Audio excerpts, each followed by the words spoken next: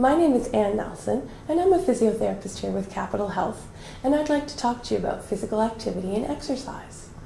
We all know how important exercise is, but it is difficult to fit it into your daily routine. We know that exercise can help you take control of your physical health as well as your mental and emotional health. There's many benefits to exercise, like maintaining and improving your physical abilities. It does lower the risk of other illnesses, such as high cholesterol. It can help with sugar levels and diabetes. It improves your sleep. It gives you less fatigue and more energy, and it can increase your self-esteem. It can even help your memory, and I know there's often that memory component called brain fog, and it can improve that. Even your thinking, learning process, and it really enhances your clarity. So there's more benefits to exercise than there is to just continue being sedentary. Canadian Physical Activity Guidelines recommend a regular amount of exercise, and they recommend it at every age, but I'm going to give you the guidelines here for the 18 to 64 age group. There should be 150 minutes a week of moderate activity. And you think 150, that sounds like a lot. But really, when you break it down, as long as you do about 20 minutes a day, you've got almost your 150 over a 7-day week. And some people like to exercise more vigorously every second day, and you can get your amount of exercise in that way. It's very important because it is beneficial to your bone. It helps to increase your muscle strengthening. It's really good for your cardiovascular endurance. Basically, exercise impacts every single organ system in our body. More activity that you do does promote greater health benefits. And when we talk about moderate activity, we mean something that's a brisk activity. You should still be able to talk in short little bursts while you're exercising. You don't want to go to the intense activity unless you've already built up to it, where you can barely talk during exercise. It's really a good idea to just think about how you talk as you're moving, and as long as you're not gasping for air, most likely you're at that nice moderate intensity.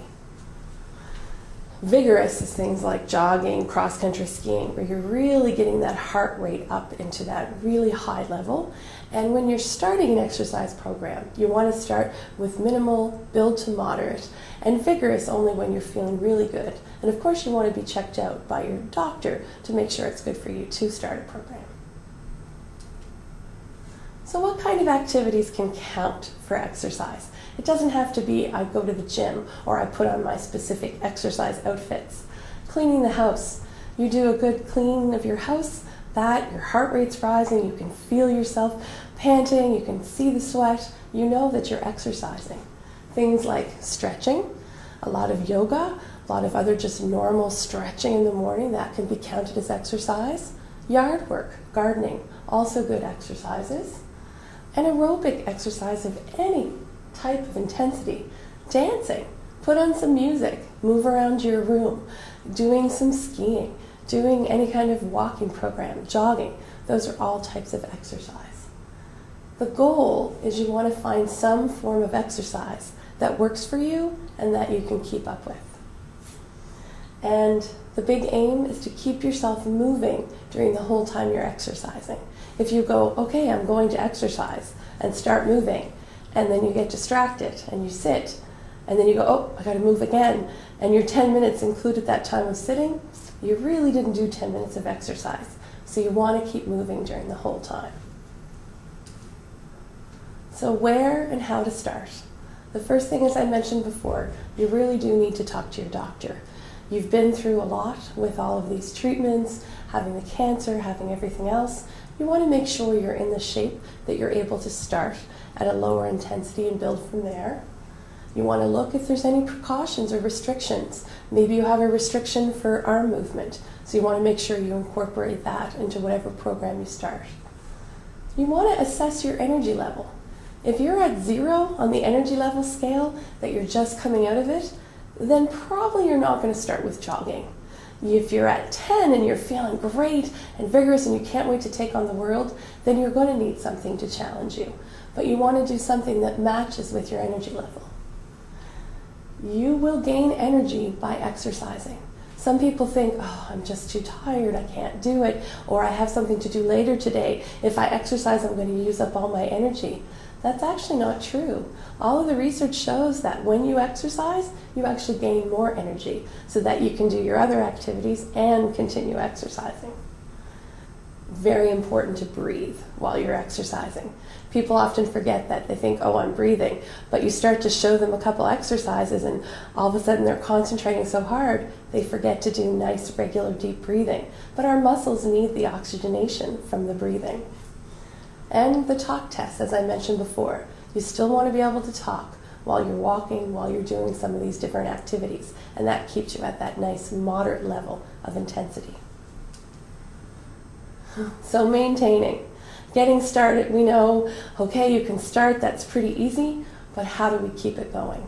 And I'm a big person for rewards. I think it's very important to reward yourself the whole way through. So as you if I say, okay, I'm going to exercise 3 times this week, well, at the end of the 3 times, is there a really great, coffee beverage or a really nice little treat, or if there's a new piece of jewelry you want to buy, you go, okay, I'm going to reward myself from doing this. And as you keep on with the activity, it may be maybe there's a new outfit you want, or you want to buy something special at one of your favorite stores. Just keep those rewards coming because they will help you keep maintaining this exercise program. You also want to set realistic goals. Too many people get sidelined by their goal setting.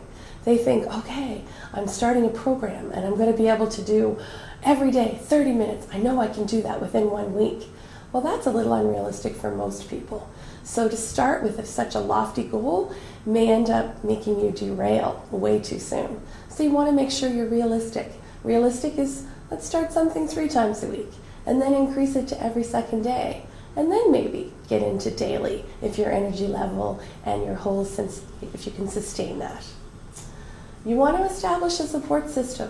We all know we can be our own worst enemies, but if we have someone to check in with, that buddy system, sometimes that will keep us going a lot easier. And an exercise log.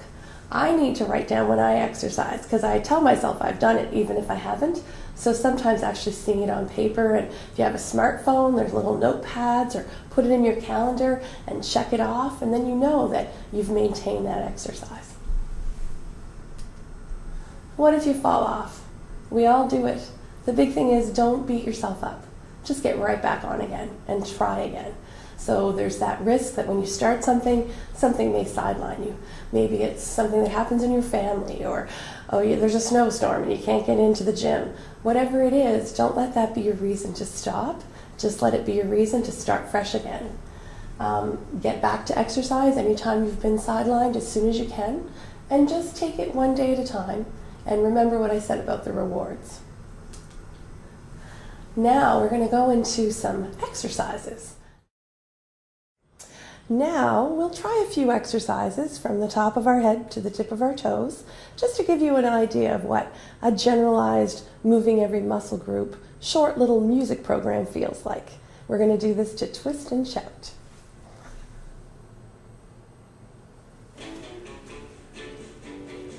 Want everyone to take a deep breath in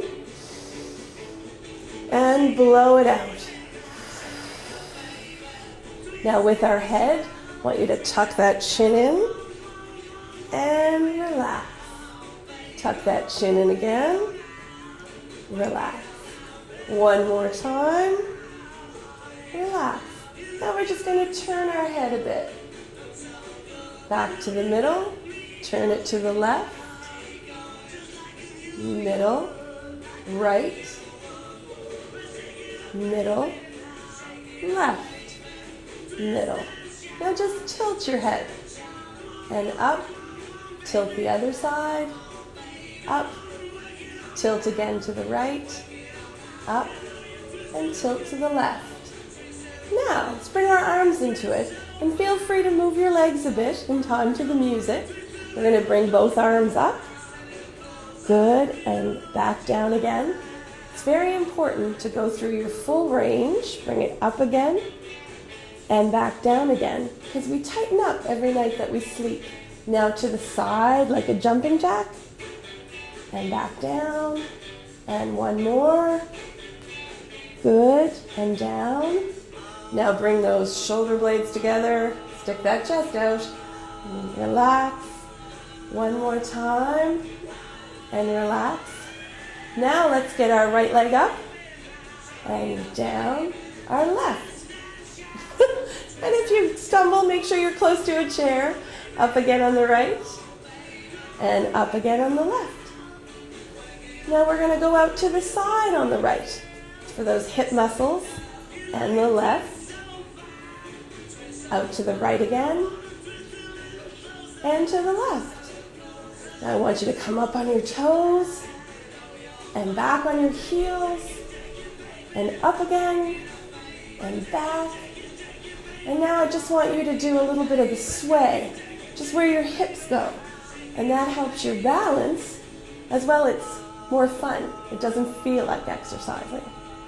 And now you're just going to lean a little forward, back, and a big finish, deep breath, and relax. Thanks for taking this little exercise session with me. Enjoy your day.